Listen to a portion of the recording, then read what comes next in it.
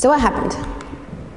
Okay, actually, people tell you this is the Arab Spring, but I actually wouldn't call this the Arab Spring. I would call this the second Arab Spring, because something that's actually not discussed in the media very much is that in 2003, after the US invaded Iraq, a couple of years ago, in 2005, the fear that the US would actually invade countries, to promote democracy was very prevalent. If you'd watched our media or you'd read newspapers, there was very much, we need to do this democracy thing ourselves or else they'll come into our countries and do it for us. So you had in Bahrain an eighth of the population. They rallied for constitutional reform. You had the set of revolutions, which is when from Lebanon, Syrian army actually removed, and then the Iraqis turned out to vote amidst violence and everything. So there was this huge outpouring of activism and pro-democracy movements, but somehow they didn't really make much noise. And again, when I was talking about the Muslim thing, in 2006, at least we had almost every 3 days a protest in Egypt organized by the Muslim Brotherhood. At least 4,000 of them were arrested over the period of 2 months, even though almost 50,000 of them took to the streets.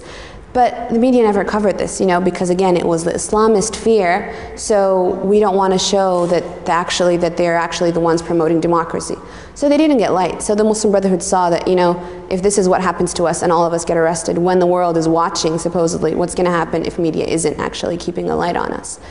So again, and you had, even though the US, like I was saying, started promoting this democracy, once real democracy started to show, in Egypt, Saudi Arabia, Lebanon, and Palestine, there were very much, Muslim victories. There was, in parliament, we had the Muslim Brotherhood take a huge percentage of parliament seats, which was a shock to everyone because our elections were always rigged. Our parliamentary elections last year, which was part of the recent revolution, you had 209 out of 211 seats go to the National Democratic Party. And there wasn't even, the pretense that this is actually fair elections. So anyway, once Islamic victories started taking place, the US backed off a little bit in its, push for democracy. And again, Jordan also after that. After the US backed off in 2006, Egypt, we started arresting Muslim Brotherhood. You had Jordan became fully authoritarian, and all the states started cracking down more. So then we had President Obama's speech in Cairo. This had very much, there was this huge optimism. This speech is going to come. It's a new beginning. He's going to change foreign policy. Things are going to be much better.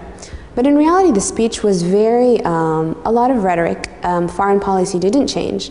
And I actually think that compared to Bush was actually better in the fact that he very much made the US a central player when it came to the region and how involved they were.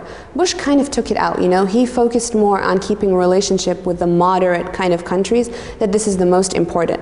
And that kind of gave, again, the populations, a sense of who were so optimistic. If you look at Pew or Gallup studies, then the reactions, people, how they were expecting Obama's speech, very huge optimism. After the speech, a year later, it's kind of deteriorating slowly and rapidly.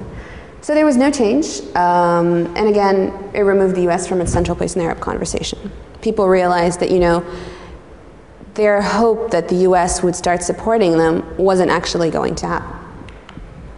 Again, so how do you really do a revolution? This has always been a question that's always been asked. How do you do it?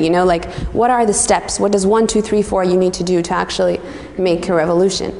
And I think it's very interesting that when you have something to compare yourself to, it's much easier. So I'm using, the example, this is a very interesting quote, I think, from a Georgian opposition leader. All the demonstrators knew the tactics of the revolution in Belgrade by heart. Everyone knew what to do. This was a copy of that revolution, only louder. So in Eastern Europe, you had, the examples of states copying other countries who have managed to succeed. And in that case, that success emboldened them, gave them more, a feeling that this is possible. Someone else did it, we can possibly do it too.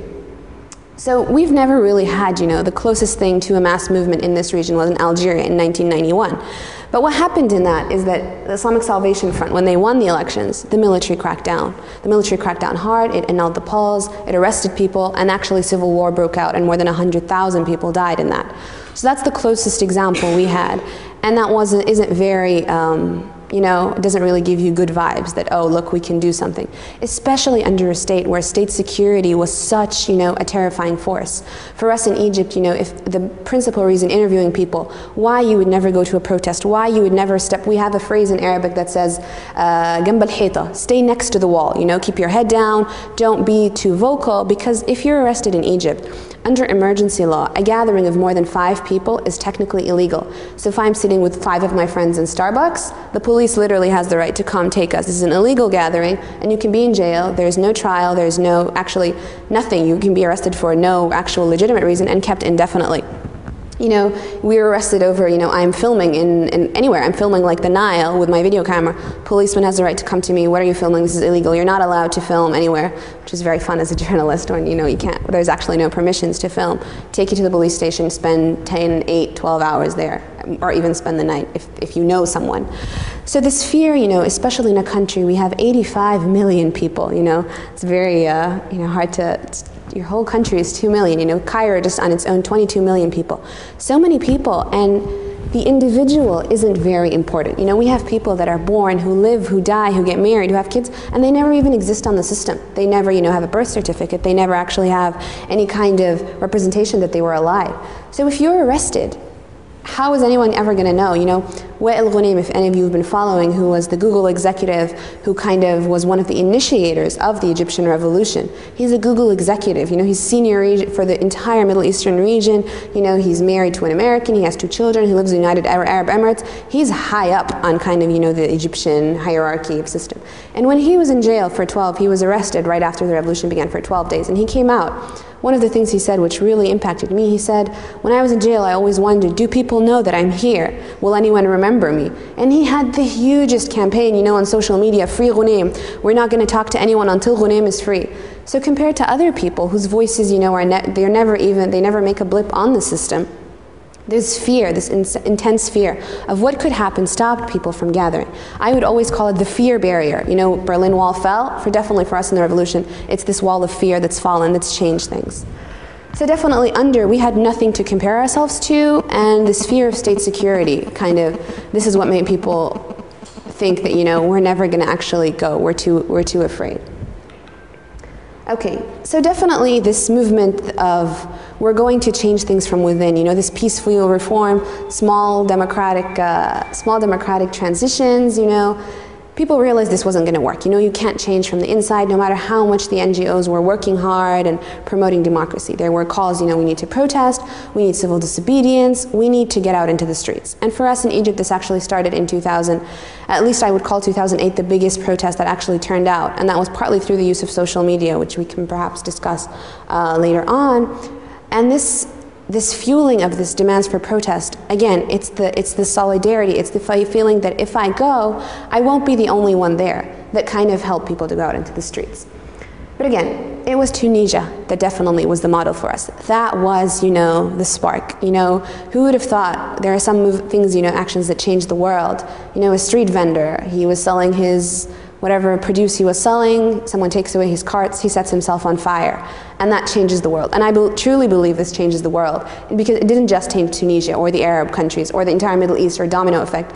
What's happening in the Middle East is going to change the world. It's not just, you know, a small kind of, they're going to change and deal with their countries. How the world is going to change in the next, you know, 20, 30 years can be attributed directly, if you go back, butterfly effect, to him. So, and I think there's also an interesting quote by sociologists, no state can repress all the people all the time. And this was basically the model. You take enough people, you take them to the streets, there's too many of them, they're all from that country, and they overwhelm the regime, and there's no leader.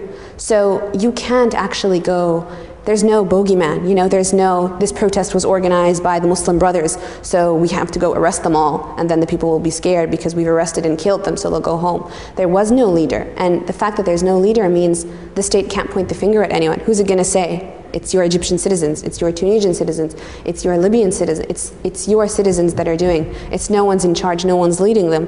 So who can you point the finger at? How can you actually stop this?